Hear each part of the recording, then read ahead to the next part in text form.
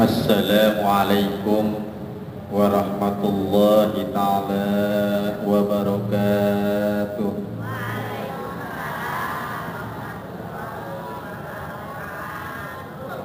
Alhamdulillahi rabbil alamin, wal aqibatu lil muttaqin, wala udwana illa 'alal zalimin. Ashhadu an la ilaha illallah wahdahu la syarika lah, wa ashhadu anna sayyidana wa nabiyyana Muhammadan abduhu wa rasuluhu alladzi la nabiyya ba'dah. Allahumma salli wa sallim wa barik ala sayyidina Muhammadin wa ala alihi wa ashabihi ajma'in. Ayyuhal hadirun, ittaqullaha haqqa tuqatihi wa la tamutunna illa wa antum muslimun. Faqad qala Allah ta'ala fi kitabihil karim wa huwa asdaqul qailin. A'udzu billahi minasy syaithanir rajim. Bismillahirrahmanirrahim. Qul innal mautal ladzina yafirruna minhu fa innahu mulaqikum tsumma turaddun. Al-ayat wal makna wallahu a'lam bil muradi, amma ba'd. Ibu-ibu hadirin sekalian yang saya hormati dan mudah-mudahan dimuliakan oleh Allah Subhanahu wa taala. Puji dan syukur marilah senantiasa kita panjatkan kehadirat Allah Azza wa Jalla, zat yang senantiasa melimpahkan berbagai macam kenikmatan-kenikmatannya kepada kita, terutama nikmat keimanan, keislaman dan kesehatan yang mana sampai saat ini masih kita rasakan kenikmatannya, yang mana dengan kenikmatan-kenikmatan tersebut dalam kesempatan yang berbahagia ini kita bisa bermuajahah, bersilaturahmi, bertatap muka, riung bongpulung bongkok ngaronyok dalam rangka ta'liman li thalabul ilmi. Mudah-mudahan langkah kita dari rumah duduk di tempat ini mendapatkan balasan yang setimpal dari Allah Subhanahu wa taala. Amin ya Allah ya rabbal alamin. Shalawat ma salam ay makrunatan bita'lim, semoga tercurah kepada junjungan kita baginda yang mulia Rasulullah Muhammad sallallahu alaihi wasallam, para keluarga, para sahabat dan para pengikutnya, termasuk kita yang hadir di tempat yang berbahagia ini. Amin amin ya Allah ya rabbal alamin. Ibu-ibu hadirin sekalian yang saya hormati dan mudah-mudahan dimuliakan oleh Allah Subhanahu wa taala. Lanjut ngajinya, Bu. Kontraknya sampai 5:30 kata Bu Haji Ahmad tadi. Masya Allah. Pegel-pegel maka katanya di sana. Yang gerah-gerah ya udahlah sambil saja. Ya Bu. Bu, salah satu tugas akhir kita sebagai manusia itu merupakan hak dan kewajiban kita sebagai manusia. Yang namanya hak dan kewajiban itu pasti kita ambil. Hak pasti kita ambil, kewajiban harus kita laksanakan. Itu adalah hak dan kewajiban. Nah, satu hak dan kewajiban kita sebagai manusia yang merupakan pintu terakhir dari manusia ketika hidup di dunia adalah syakaratul maut. Bukan langsung pada begini tuh, ngedengar syakaratul maut kan? Yang tadinya begini juga langsung blek begitu tuh langsung. Nah, wong kita semua kan bakal tuh ya. Siapa yang enggak, Cung? Yang mau duluan maka katuran saya belakangan aja.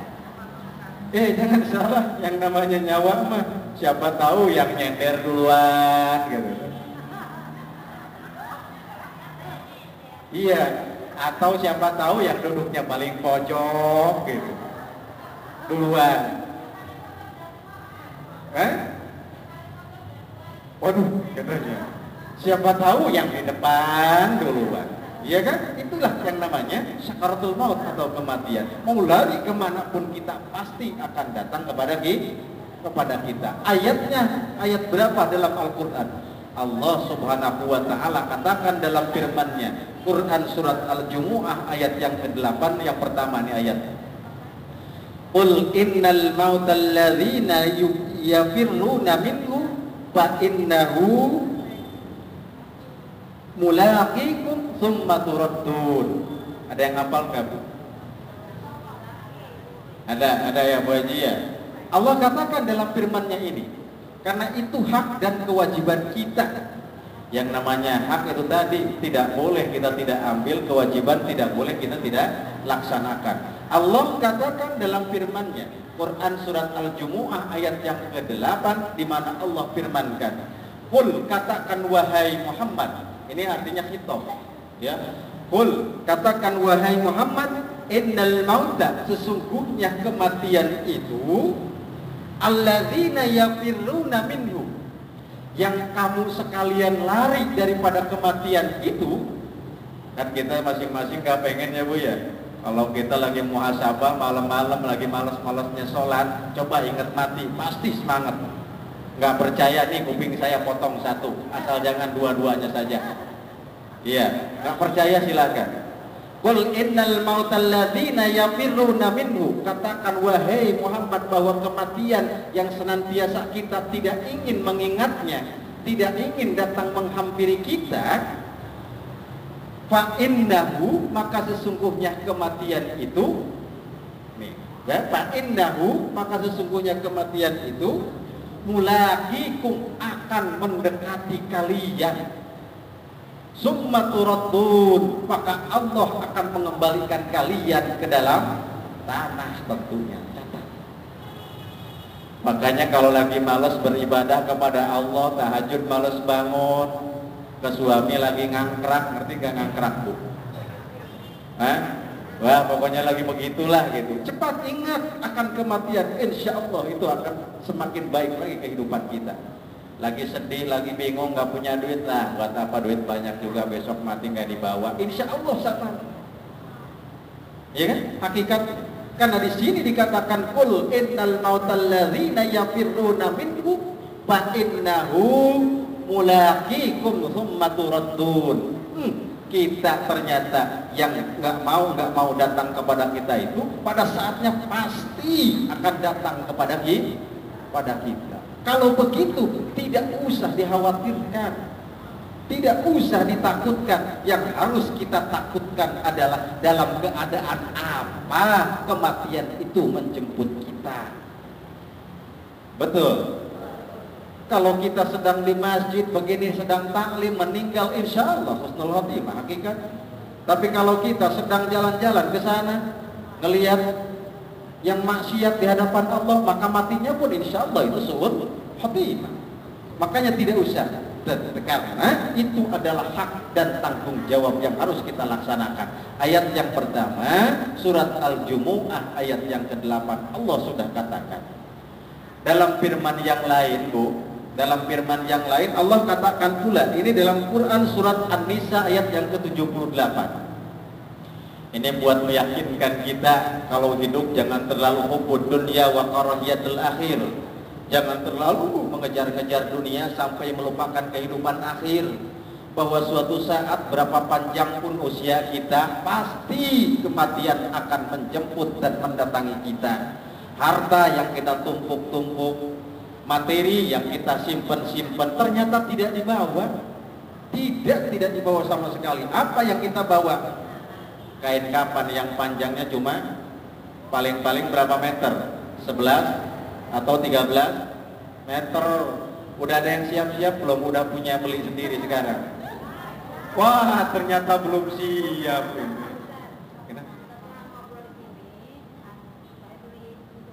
Masya Allah, Bu Haji mah langsung siap-siap kan. Masya Allah. Oh, pilihkan sekarang harta kita yang paling halal, kita siapkan untuk membelinya karena itu dibawa ke dalam kuburan kita. Yuk, siap-siap, ngadu persiapan. Kenapa? Ya tidak jadi persoalan, itu tandanya. Masya Allah, takut katanya ya Bu. Ya, belum siap. Insya Allah belum siap, masih jauh barangkali. Tapi tidak seperti itu Allah memikirkan nyawa manusia. Ya Bu. Nah, ayat yang lainnya Allah katakan, Aynama takunu yudrikakumul maut walau kuntum fi burujim musayyadah. Paham boten artinya? Boten kan? Masya Allah. Di sini dikatakan dalam Quran surat yang lain, An-Nisa ayat yang ke-78-nya, Allah katakan, Aynama takunu yudrikakumul maut walau kuntum fi burujim musayyadah. Dimanapun kamu berada, maknanya Aynama takunu yudrikakumul maut, maka maut pasti akan menemukan kamu. Walaupun kamu berada di burujim musayyadah, walaupun kita berada pada benteng yang sangat tinggi dan kokoh, mati buai, maknanya begitu. Jadi tidak usah khawatir dalam perasaan kita. Iki marep naik haji, waduh beden mati, kita naik pesawat, kalau pesawatnya jatuh preme, jadi sebelum berangkat sudah mikir begitu, ya kan? Arab umroh lah, berwani kita mah, bijisnya menana, ning omah wake, ning lemari ke wake, tapi kita ini berwani naik pesawat bukan regel. Astagfirullahaladzim. Jangan sampai ini maknanya. Ya Bu ya? Yang namanya kematian itu akan datang menghampiri kita dimanapun kita berada. Walaupun kita berada pada benteng yang sangat tinggi, bahkan kita saking nggak mau yang mati, bersembunyi dalam peti dari besi, dikunci dari luar, dari dalam, wah dielas gitu, gue mati duluan nih gue kayak gitu itu. Ya, ini ayatnya dikatakan, tidak usah kita khawatir, karena di sini dikatakan, walau kuntum bi burujim musayyadah. Walaupun kita berada pada tembok, ditindingin, dibentengin, tetap saja kematian akan datang kepada kita. Ya kan? Eling-eling dulur kabeh, ibadah ulah campole, urang hirup ulah wele, besinaka burupae. Ngerti boten? Boten, eling-eling dulur kabeh, hei eling-eling manusia semua. Saudara-saudaraku, ibadah ulah campoleh, ibadah tuh jangan berleha-leha, harus semangat. Ya, urang hirup ulah waleng, kita ini hidup harus betul-betul berhati-hati dalam beribadah kepada Allah. Besinaka burupae, nanti kalau kematian sudah datang, malam yughfir, tidak diterima lagi taubat oleh Allah Subhanahu wa Ta'ala kalau sudah seperti itu.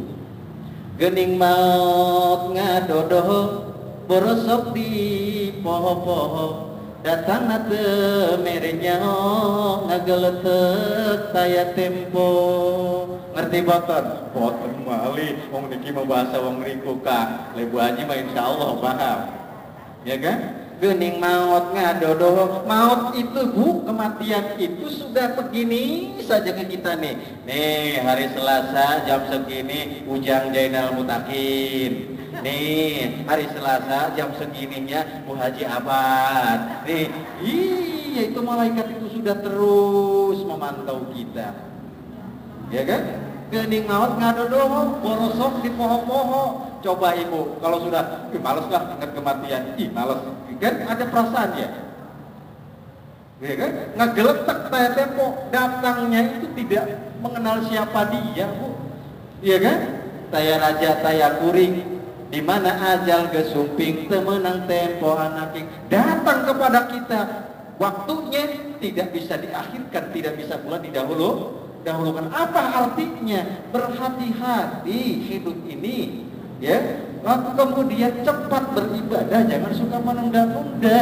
Langko maning bae sih, itu rumus kita kan? Padahal besok hari, bahkan 1 detik setelah ini tidak ada yang tahu apa yang akan terjadi kepada kita. Lanjut Boten. Lanjut.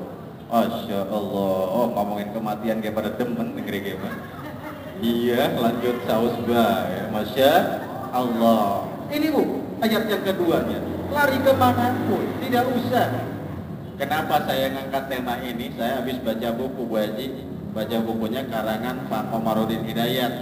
Jadi psikologi kematian dari rasa takut menjadi optimis. Nah, siapa orang yang tidak takut mati?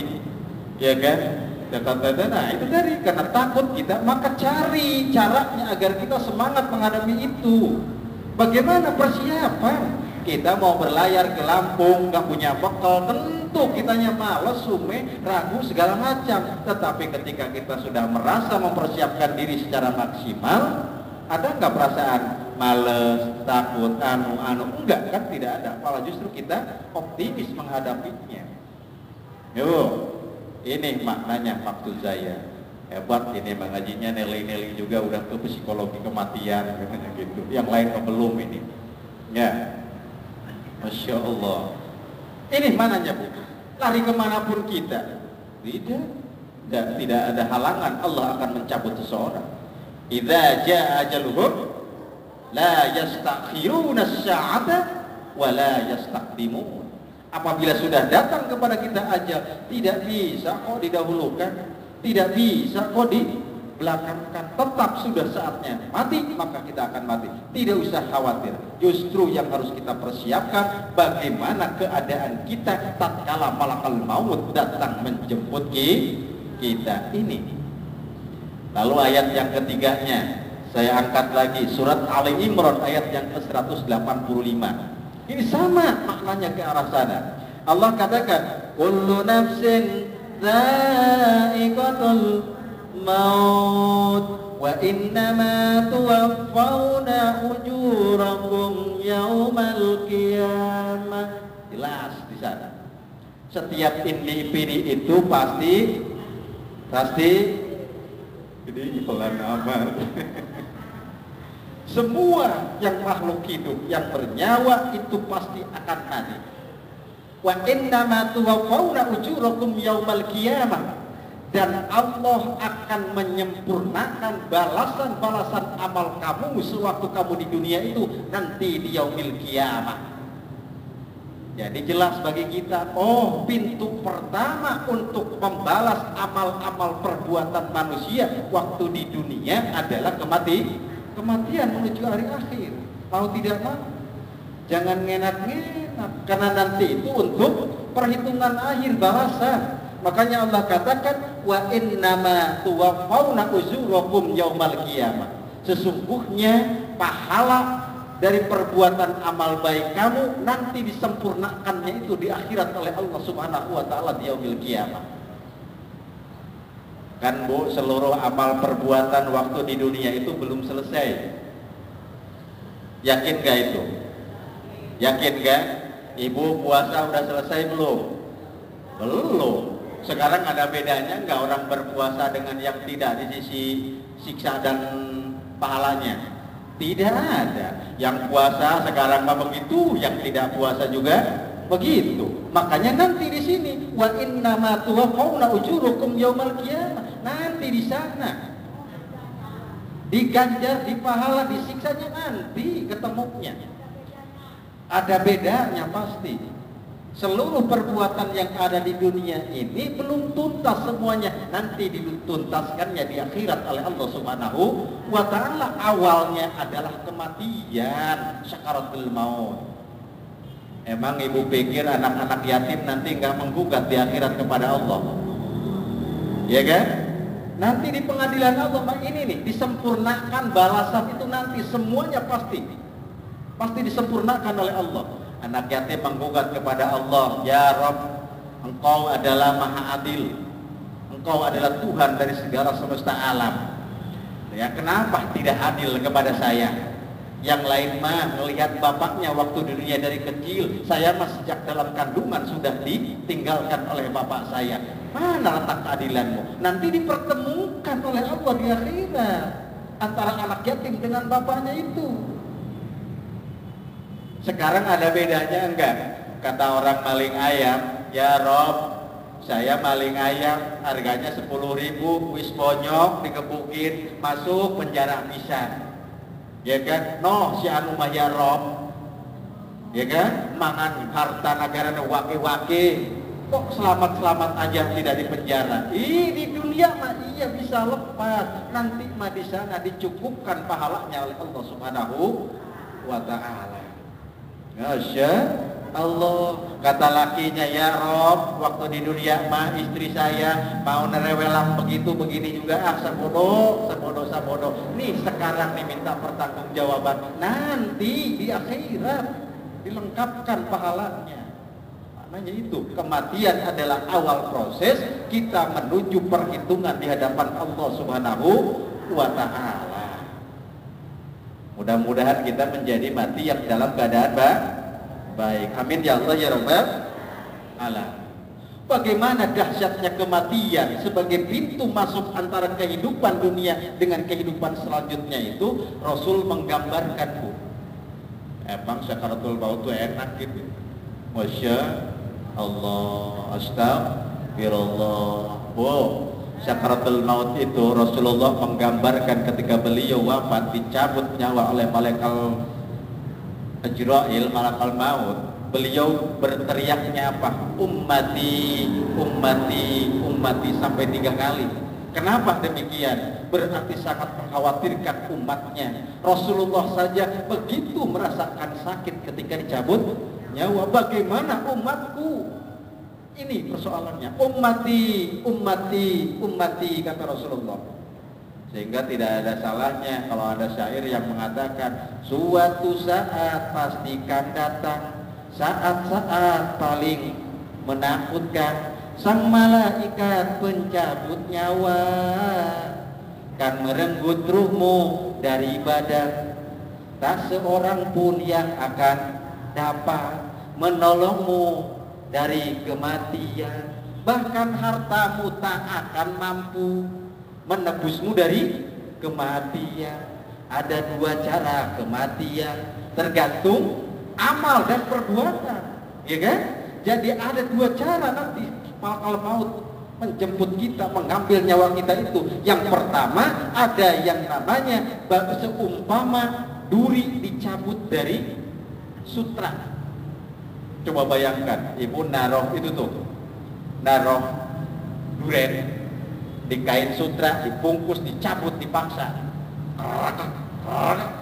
suaranya itu, ya kan?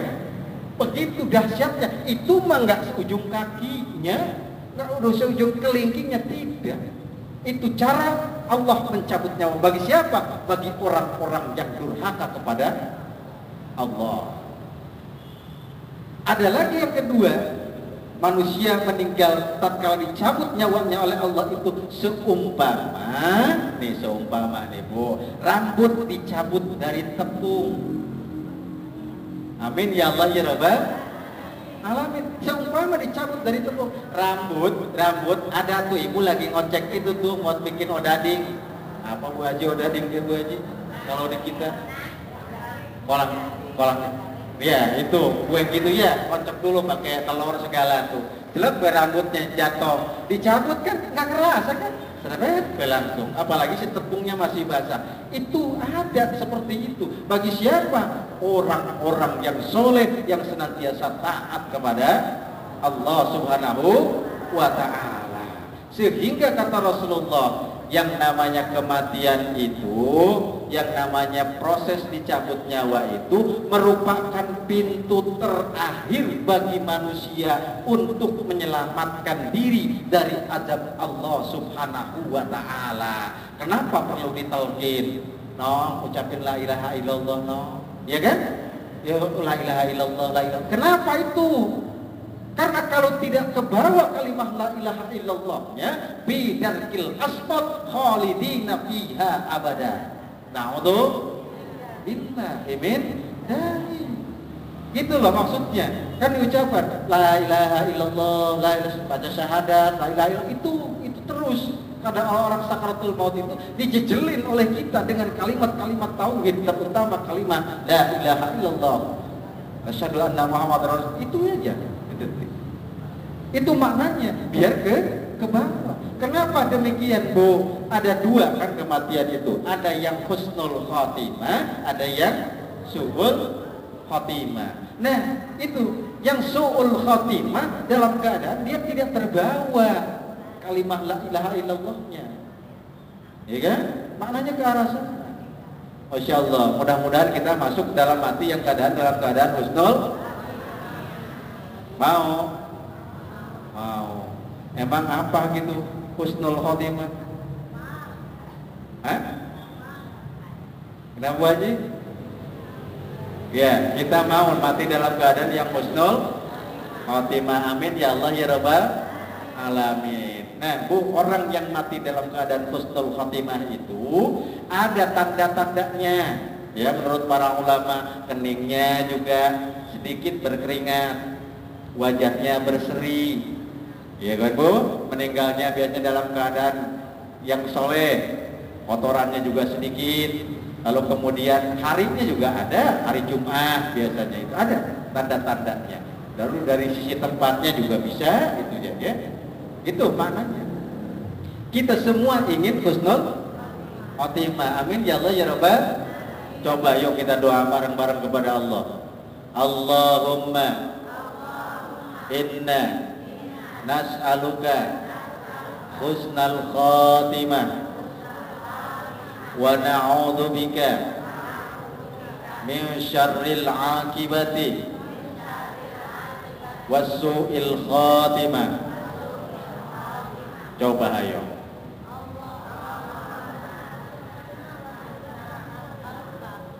Wah, udah hafal semua, alhamdulillah.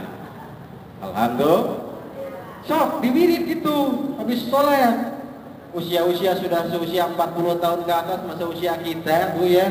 Habis sholat tuh ya wirid, doa kepada Allah. Ya, yang banyak. Husnul khotimah itu ditulis katanya nanti. Ya. Ditulis ya Bu ya. Ya. Diperlihatkan, Bu.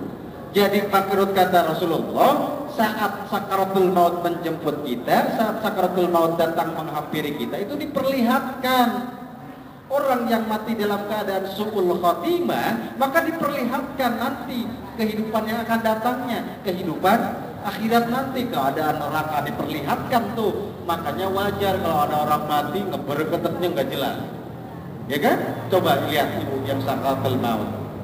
Ya kan? Ada diperlihatkan itu terakhir oleh Allah Subhanahu wa taala di sana. Pas saat sakaratul maut itu diperlihatkan. Kalau dia dalam keadaan su'ul khatimah diperlihatkan semuanya tentang. Amin ya Allah ya Rabbal alamin. Mudah-mudahan kita mati dalam keadaan yang husnul khatimah. Yang husnul khatimah diperlihatkan pula oleh Allah keadaan surga di sana, keindahan hidup. Makanya tersenyum yang meninggalnya juga. Ya Bu ya? Itu maknanya. Cuma apa mati keadaan husnul khotimah itu? Tentu harus ada upaya dari kita, usaha dari kita. Di antaranya apa? Tingkatkan ibadah-ibadah kita kepada Allah. Jangan menunda kegiatan amal baik di hadapan Allah. Punya duit numpuk di rumah, dipakai berbelanja baik. Jangan. Berangkat umroh, berangkat ibadah yang lain, sedekah lakukan, zakatnya keluarkan. Ingin mati husnul khotimah, jemput husnul khotimah itu. Bukan cuma mengharap ya, doa kita laksanakan, lalu perbuatan amal baik pun harus kita laksanakan. Kalau tidak seperti itu bahaya. Ya, husnul khotimah itu adalah mati dalam keadaan membawa keimanan dan keislaman ke hadapan Allah Subhanahu wa taala. Karena Allah kan katakan, ya ayyuhalladzina amanu taqullaha haqqa tuqatih wa la tamutunna illa wa antum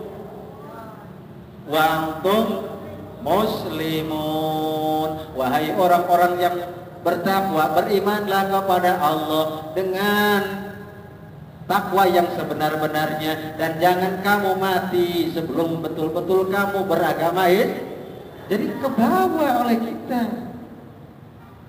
Mananya? Mau husnul khotimah? Mau. Amin ya Allah ya Rabbal. Nih gambarannya husnul khotimah itu begini Bu. Di Cilendek, tahu Cilendek nggak? Cilendek itu rumah sakit orang-orang gila daerah Jakarta, daerah Bogor, Cilendek. Ada dua orang gila, si A, si B. Si A, kata dokter rumah sakitnya, sini kamu A, datang ke depan dokter nih. Sama dokter dicoba, ini orang udah sehat apa belum? Ini husnul khotimah, mananya maksud saya? Ya pikiran kita ke sana. Kata dokter A, dokternya nunjukin tangan, ini apa? Kaki Pak Dokter, oh otaknya masih keserimpang gitu. Iya. Kalau ini apa? Tangan dokter katanya ke kaki itu. Oh ternyata benar otaknya masih keseliru. Masukin lagi dia, udah diobatin lagi, masuk lagi tuh. B, si B kesini, nih pasien yang B. Dokter tanya, kata dokter, ya B, ini apa? Satu tangan Pak Dokter, wah bener ini mah, udah bener nih, udah sehat nih gitu ya. Lalu kemudian ke kaki, ini apa? Kaki atau Pak Dokter, masa begitu saja tidak tahu? Hebat kamu, udah pinter kamu sekarang mah. Atau iya Pak Dokter, sayanya sekarang mah sudah pinter, kan saya teh mikir pakai ini. Katanya nih sambil nunjukin ini. Kata dokter, emang itu apa? Pantat Pak Dokter. Nah itu namanya su'ul khotimah. Bener-bener salah ujungnya. Itu adalah su'ul taat selagi muda, setengah bayar taat. Wih, pas mendekati ajal, Masya Allah, sholatnya ditinggalakan, zakatnya boten dipegaweni, haji boten. Masya Allah. Siapa yang mau berangkat tahun ini ada? Insya Allah, mudah-mudahan mendapatkan haji yang mabrur, amin ya Allah ya Rabbal. Siapa yang mau berangkat? Ada? Allah karim, mudah-mudahan Bu Haji lancar, tidak ada hambatan di perjalanannya, amin ya Allah ya Rabbal alamin, dan pulangnya mendapatkan haji yang mabrur, amin ya Allah ya Rabbal alamin. Dan kita yang belum diberikan kesempatan oleh Allah, mudah-mudahan cepat menyusul, amin. Kemana nyusulnya? Hah? Ke tanah suci, amin ya Allah ya Rabbal alamin. Bener ingin Bu ke sana? Ada katanya, yang pertama harus baca surat Al-Hajj. Nih ya, ingat tuh, catat. Pertama harus senantiasa membaca surat Al-Hajj. Yang kedua surat Al-Waqi'ah. Yang ketiga surat Al-Fatah. Yang keempat surat Al-Mulk. Yang kelima surat yang pertengahan itu Al-Kahfi. Dan yang ketujuh rajin-rajinnya melihat surat-surat tanah, surat emas yang ada di rumah. Insya Allah berangkat. Atuh iya, ibu mah aneh pengen berangkat ke Mekah aja cuma baca Quran saja doang. Punya surat tanah nggak dilego, surat emas nggak dilego. Mana mau berangkat atuh? Iya kan? Masya Allah. Kenapa? Cepat itu mah pasti sok daftar, insya Allah itu pasti diberangkatkan oleh Allah Subhanahu wa Ta'ala. Cuma satu peringatan dari saya, man kana di sa'atin falam yahij falyamut insya'a yahudiyan aw nasraniyan. Barang siapa di antara ibu-ibu yang sudah memiliki harta tetapi tidak berangkat ke Baitullah, maka Allah sudah hukumi orang tersebut mau mati dalam keadaan Nasrani atau Yahudi. Na'udhu. Makanya jangan disimpan di rumah terus storin aja ke bank. Berangkat nggak berangkat Allah yang maha tahu. Kalau kita sudah setor, insya Allah hakikatnya di hadapan Allah sudah dicatat Bu. Amin ya Allah ya Rabbal. Kalau duitnya disimpan mulu mah nggak bakalan ditaruh. Ya, ini masih ada waktunya, masih sampai 5:30 kontraknya. Boleh tenang aja, ya Bu. Itu tadi. Mati dalam keadaan husnul khotimah adalah harapan kita semua. Mati membawa keimanan dan keislaman itu adalah harapan kita semua. Cuman Bu, cuma nitip dari saya, mati dalam keadaan husnul khotimah itu bukan yang mati di Mekah, bukan. Mungkin itu mah tanda. Mati husnul khotimah itu bukan di masjid, bukan. Itu mah tanda. Ya Bu ya. mati keadaan husnul khotimah itu. Kalau yang mati di Mekah husnul khotimah, Abu Jahal, Abu Lahab itu matinya di mana? Husnul khotimah enggak? Ya enggak. Iya kan? Apa artinya? Dimanapun yang penting dalam keadaan betul-betul beriman kepada Allah, insya Allah husnul khotimah. Mati keadaan husnul khotimah itu membawa keimanan kita, membawa ketaatan kita kepada Allah Subhanahu wa ta'ala. Belum tentu orang yang mati di jalanan, di sawah, ke sambar petir, itu justru tanda-tanda mati dalam keadaan husnul khatimah. Bahkan dalam hadis-hadis diriwayatkan orang yang meninggal atau ibu-ibu yang meninggal setelah melahirkan husnul khatimah insyaallah. Orang yang meninggal sakit kolera insyaallah husnul khatimah. Orang yang meninggal hari Jumat insyaallah husnul khatimah. Itu adalah tanda-tanda. Bagaimana kita ingin seperti itu? Tingkatkan kewaspadaan kita, ketaatan kita kepada Allah. Ketaatan kita pada saat ini belum menjamin bahwa kita akan mati dalam keadaan husnul khatimah. Nggak percaya Pak Ujang, nggak percaya nih hikayatnya. Hikayat itu adalah riwayat Rasulullah Sallallahu Alaihi Wasallam. Ya, ini diriwayatkan bagaimana seorang ulama besar nanti ujungnya mati dalam keadaan su'ul khatimah. Apa artinya itibar bagi kita pelajaran? Oh, ketaatan itu harus terus dipelihara. Itu maknanya. Ini dihikayatkan Ibu dalam kitab Masahibul Insan min Maqaidus Syaitan. Karya dari Al-Maqdisi Al-Hanafi. Diriwayatkan ya. Lalu kemudian dalam tafsir Quran surat Al-Hasr karya Imam At-Tabari, yaitu ayat yang ke-16 yang ke-17. Lalu dalam kitab Al-Bidayah juga dihikayatkan atau diriwayatkan ya, bahwasanya di mana dalam kitab-kitab tersebut Ibnu Abbas radhiyallahu anhu dia meriwayatkan bahwasanya pada zaman dulu ada seorang ulama besar, ada seorang yang sangat zuhud. Zuhud itu Ibu, ibadahnya begitu taat kepada Allah, tidak pernah bermaksiat kepada Allah. Jangankan makan barang yang haram, jangankan yang subhat aja justru dia jauhi. Yang masih remeng-remeng dia jauhi, itu adalah zuhud, ketaatan. Begitu taatnya ini ulama besar. Ya Bu ya, yang namanya dalam riwayat ini adalah seorang ulama dikatakan sangat zuhud, namanya adalah pernah kenal dan pernah dengar barangkali, ulama yang bernama Barsiso. Pernah dengar enggak? Pernah, sering. Ya, itu ulama besar Barsiso itu Ibu. Ya, dia dalam keadaan su'ul khatimah meninggalnya. Kenapa demikian? Oh, Barsiso itu dia senantiasa ibadah selama 70 tahun. Tidak pernah bermaksiat kepada Allah Subhanahu wa taala sedikit pun dia dalam hidupnya. Masya Allah, tidak bisa dibayangkan. Tidak seperti kita. Kalau kita kan kadang-kadang ibadah mah jalan, maksiat juga jalan. Kadang-kadang kita mah sikap hidupnya al-ibtiror, al-murur kita itu. Apa maknanya? Suka tertipu dengan diri sendiri. Maknanya gimana Pak Ujang? Kalau Barsiso tidak. Barsiso itu ibadahnya taat selama 70 tahun, tidak pernah bermaksiat sama sekali. Beda dengan kita. Kalau kita saya katakan tadi, al-iktiror kita Pak, tertipu. Orang yang suka tahajud sudah bangga dengan tahajudnya. Orang yang suka taubatnya juga bangga dengan taubatnya, malah merasa dosanya sudah diampuni oleh Allah. Ya kan kita tuh. Ya, padahal kita udah sholat, bangga dengan sholat yang kita laksanakan. Walaupun masih banyak yang ketinggalannya. Barsiso tidak. Ini gambarannya buat kita.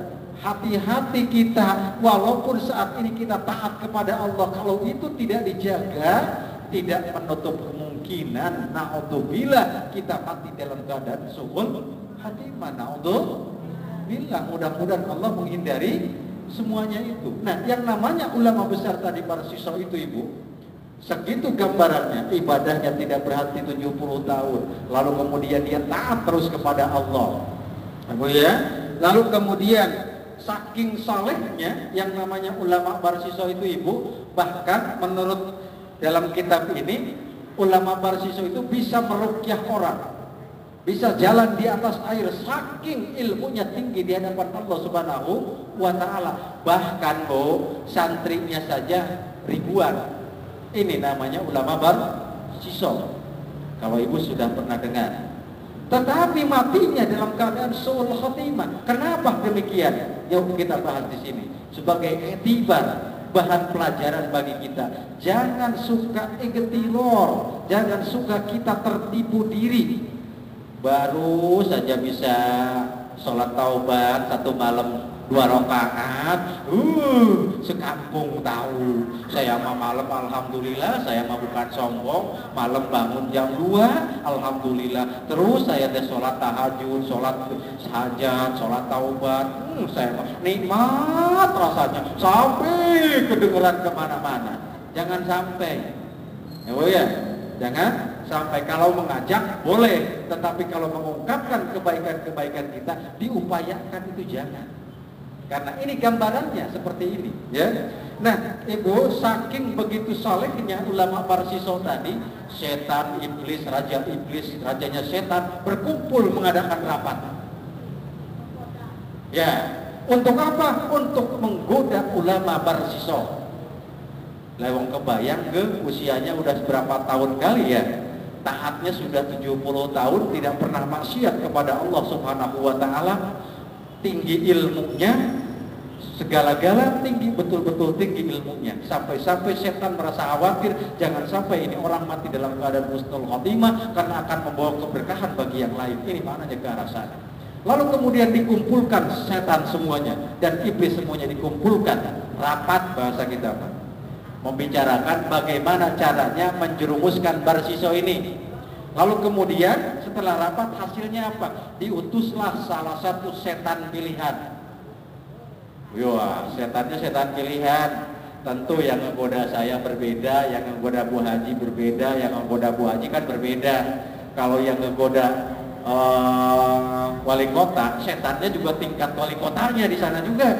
Jangan, tidak bakal sama dengan setan yang menggoda kita. Ujang itu orangnya kurcaci, pendek, kecil, nggak mungkin dikirim oleh para setannya setan yang tinggi gede. Ini model begini juga udah menggoda, dan begitu. Ini pun ulama barsiso begitu, diutuslah setan pilihan.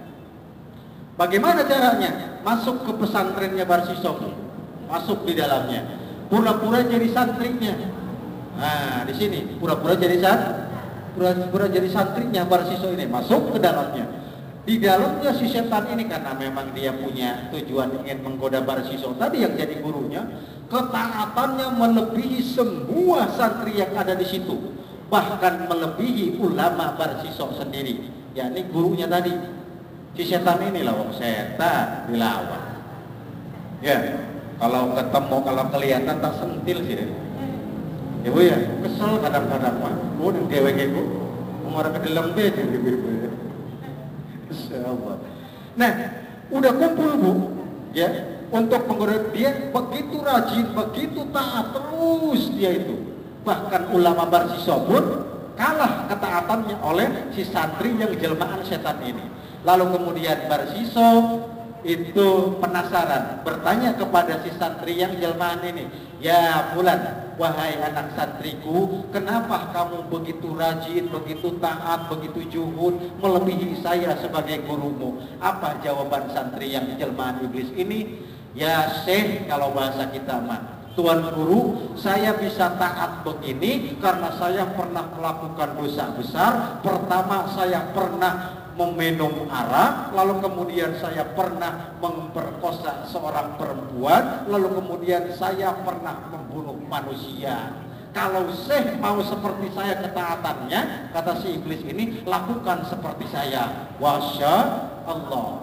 Pertama tidak tergoda itu barsiso. Mustahil kamu, saya kan ulama, masa saya katanya apa?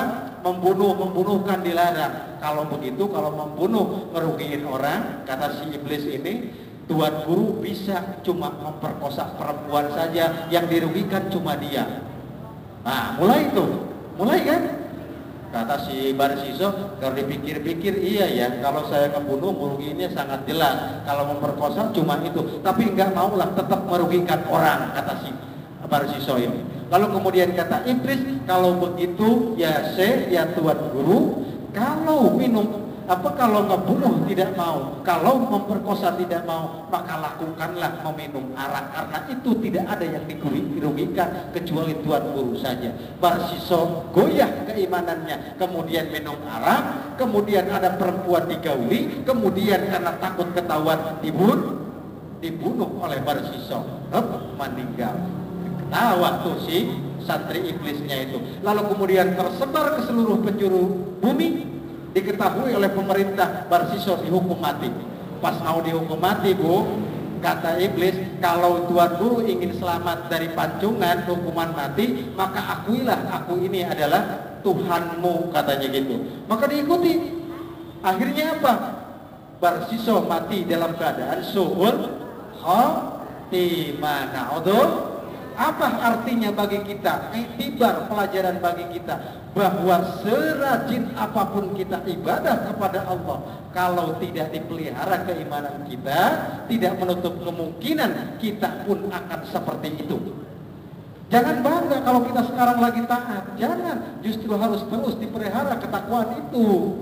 Maknanya begitu, Bu. Lalu kemudian kita jangan suka iri terhadap orang lain, maknanya ke arah sana. Di sini nilai pelajaran yang harus kita ambil. Barsiso yang begitu taat, begitu juhud, 70 tahun beribadah kepada Allah tanpa maksiat, bisa tergelincir seperti itu. Apalagi kita, na'udzubillah. Allahumma inna nas'aluka husnal khatimah wa na'udzubika min syarril akibati wasu'il khatimah. Mudah-mudahan Allah mematikan kita dalam keadaan husnul khatimah, mati yang membawa keimanan dan keislaman ke hadapan Allah Subhanahu wa ta'ala. Amin ya Allah ya Rabbal. Masih wenten waktu se? Masih Bu? Sampun? Padahal masih wenten satu lagi hikayatnya yang husnul khatimah. Ya, mau nggak Bu? Maunya pulang aja Ustaz, udah sore. Ya udah syukur, Ustaznya juga sudah kalau begitu. Ya Bu ya. 10 menit lagi ya. Ada lagi hikayatnya satu lagi Bu. Ya. Ini dihikayatkan dalam kitab yang sama Ibu. Dalam kitab yang sama dihikayatkan oleh Rasulullah Muhammad SAW. Dalam kitab yang sama ada seorang laki-laki yang sudah membunuh sebanyak 99 orang. Sudah dengar belum? Sudah yakin belum? Sudah. Bagaimana itu hikayatnya? Bohtan katanya dengar doang. Ya, ada laki-laki 90 dia sudah membunuh orang. Kemudian dia mau tobat. Datang ke ahli ibadah, Kalau saya mau tobat masih diterima enggak sama Allah? Yang namanya ahli ibadah, pikirannya kena ibadah. Enggak mungkin kamu itu akan diterima taubat oleh Allah Subhanahu wa ta'ala. Langsung saat itu pula si ahli ibadah itu dibunuh. Lengkap 100 orang. Lalu kemudian dia jalan lagi tuh si pembunuh itu. Jalan lagi. Ketemu seorang alim.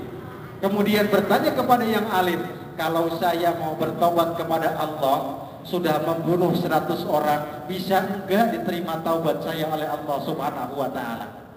Kemudian kata orang alim, siapa yang bisa menghalangi kamu untuk bertaubat kepada Allah Subhanahu wa ta'ala? Tidak ada. Jangankan cuma segitu, bahkan kalaupun dosa kita ditulis dengan tinta terbuat dari air laut begitu banyaknya, pasti Allah akan mengampuni kamu. Taubatlah kamu kepada Allah. Maka dia pergi. Yang penting kamu silahkan berangkat ke sana, ke kampung B, kata yang alim ini. Dari situ berangkatlah si pembunuh itu ke kampung B. Di perjalanan dia meninggal dunia. Meninggal dunia. Tetapi sudah mau bertaubat kepada Allah. Mati dia di perjalanan. Turun malaikat rahmat dan malaikat azab. Masing-masing rebutan tubuh. Malaikat rahmat dan malaikat azab rebutan. Kata malaikat rahmat, dia sudah bertobat kepada saya. Kata malaikat azab, belum, dia belum berbuat apa-apa. Bingung tuh kan? Datang malaikat rahmat yang lain. Kalau begitu kita putuskan kemana dia akan dibawa, ke surga atau ke neraka, dibawa oleh malaikat rahmat atau adab. Diukurlah itu jarak antara dia dari A ke B-nya, jauhan kemana atau dekatan kemana. Ternyata barang dihitung, diukur, dia sudah dekat ke wilayah B yang ditujunya. Kata malaikat rahmat, dia sudah dekat ke tempat B yang dituju untuk bertaubat kepada Allah. Diangkat dia, mati dalam keadaan husnul khatimah, masuk ke dalam surganya Allah Subhanahu wa ta'ala. Mudah-mudahan sebanyak apapun dosa kita, jangan kita itu merasa kecil hati. Karena Allah pasti menurunkan rahmat. Yang penting cepat kita bertaubat kepada Allah. Mulai saat ini, ibda bin nafsik, mulai dengan diri kita, jangan ditunda-tunda, langsung kita laksanakan. Ingat dosa, ya Allah, ini jangan-jangan puasa saya menggantung tidak sampai, saya punya dosa ke si anu, cepat tata. Ya Allah, saya meninggalkan zakat, cepat keluarkan. Ya Allah, saya meninggalkan sholat, cepat. Itu diganjel, itu maknanya ke arah sana.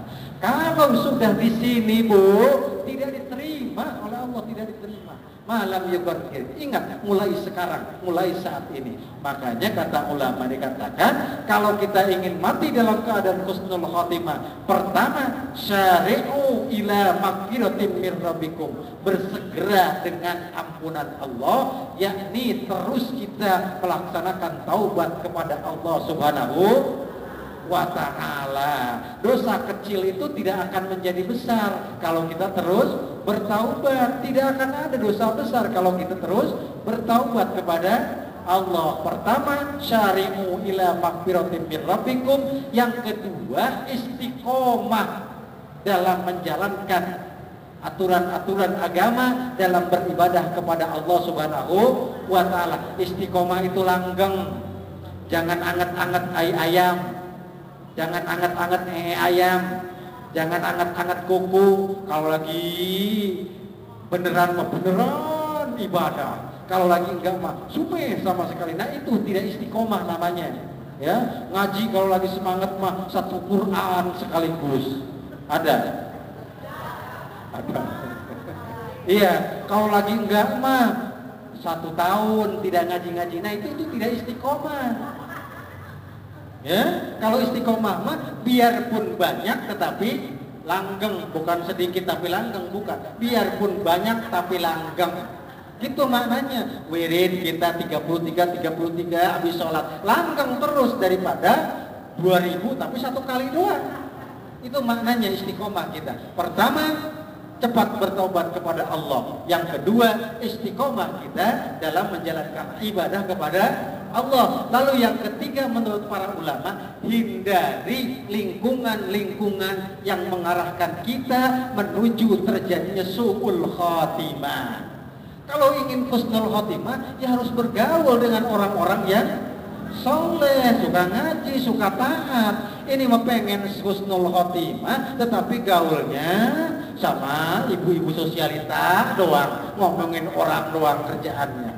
Nggak mungkin itu husnul khotimah. Itu tadi, yang pertama, yuk bertaubat cepat kepada Allah. Yang kedua, istiqomah dalam menjalankan ibadah. Yang ketiganya, jauhi lingkungan-lingkungan yang mengarahkan untuk tidak husnul khotimah pada diri kita. Mudah-mudahan kita menjadi bagian orang-orang yang senantiasa diberkahi oleh Allah Subhanahu wa ta'ala, dan mati kita insya Allah malakal maut menjemput kita dalam keadaan husnul khotimah, mati membawa keimanan dan keislaman ke hadapan Allah Subhanahu wa ta'ala.